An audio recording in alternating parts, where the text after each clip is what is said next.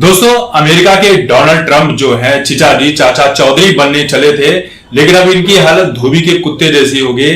ना अपने देश के रहे ना दुनिया के रहे, खासकर भारत के तो बिल्कुल भी नहीं रहे।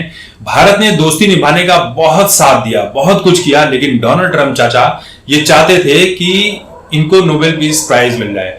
हर रोज झूठ बोला करते थे और इनके झूठ को हमारे देश के जो राहुल गांधी हो गए, अखिलेश यादव हो गए, जो विपक्षी लोग हैं, ये इसको कह रहे थे वो सुप्रिया श्रीनेता था। हर दूसरी पोस्ट में मोदी ने माफी मांग ली, मोदी ने नरेंद्र सरेंडर, इस तरह के मीम चलाए जाते थे।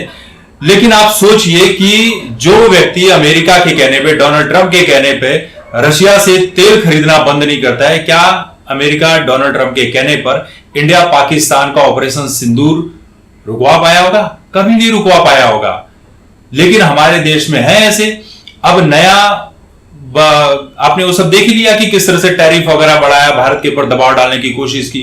तो भारत का तो कुछ हुआ नहीं, बल्कि भारत का जो 5 सालों से रिश्ता खराब चल रहा था चाइना के साथ, वो रिश्ता धीरे धीरे अच्छाई की तरफ बढ़ रहा है। भले ही आप कह लो कि चाइना जो है पीठ पीछे खंजर भोंकता ही करता है, वो बात की बात है, लेकिन चाइना को भी उतनी ही जरूरत है इंडिया की जितनी इंडिया को चाइना की जरूरत है।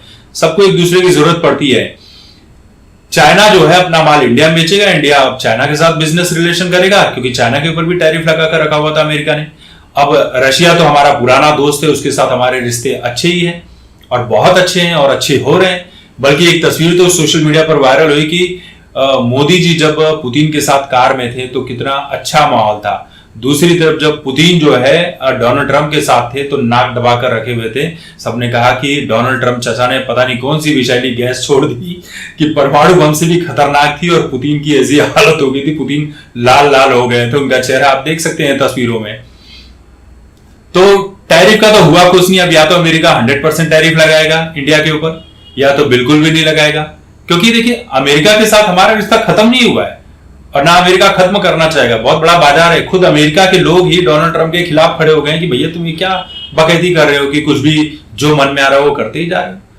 दूसरी तरफ पाकिस्तान चाटने की कोशिश कर रहा था अमेरिका की कि नहीं नहीं भैया इनको नोबेल पीस प्राइज दे दो। क्या हुआ?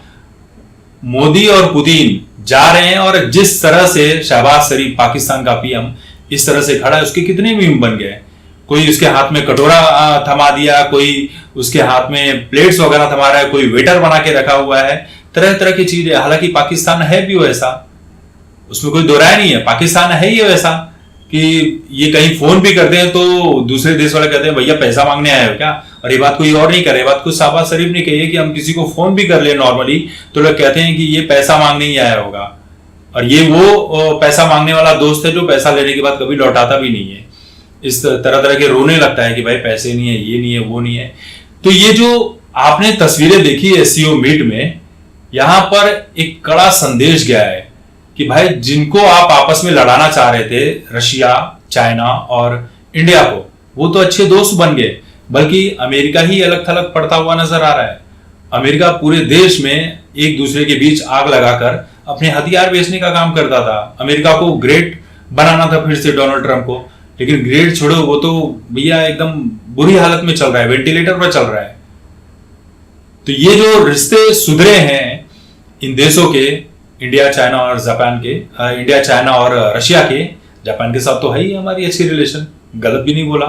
नॉर्थ कोरिया के साथ भी अच्छी रिलेशन है, सभी के साथ। भारत तो सभी के साथ चलने वालों में से है, लेकिन कोई बकैती करेगा तो फिर उसको छोड़ता भी नहीं। देखो जैसे पाकिस्तान को छोड़ा नहीं, अजरबैजान एससीओ में शामिल होने का कर रहा था, भारत ने इसका विरोध कर दिया। तुर्की का एर्दोगान बड़े प्यार से मिलते हुए नजर आए, क्योंकि तुर्की का भी बहिष्कार कर दिया गया पूरा। तो औकात सबको समझ में आ जाती कि भाई भारत से पंगे नहीं लेना है। जिन जिन लोगों ने लिया उनको नंगा होना पड़ा है। चाहे आप बांग्लादेश की बात कर लीजिए, नेपाल की बात कर लीजिए, कहीं की भी बात कर लीजिए, भारत से पंगे लेकर आप कहीं सुखी नहीं हो सकते हैं। तो आपको भारत को लेकर चलना पड़ेगा। भारत आज के समय में वो शक्तिशाली देश बना है। ये यहाँ के विपक्ष माने या ना माने, उससे कुछ फर्क नहीं पड़ता किसी के मानने या ना मानने से। इन्होंने तो कभी कोई बात मानी ही नहीं है, तो अब क्या मानेंगे। लेकिन भारत उस लेवल पर पहुंच चुका है कि भारत अपनी बात मनवाना जानता है।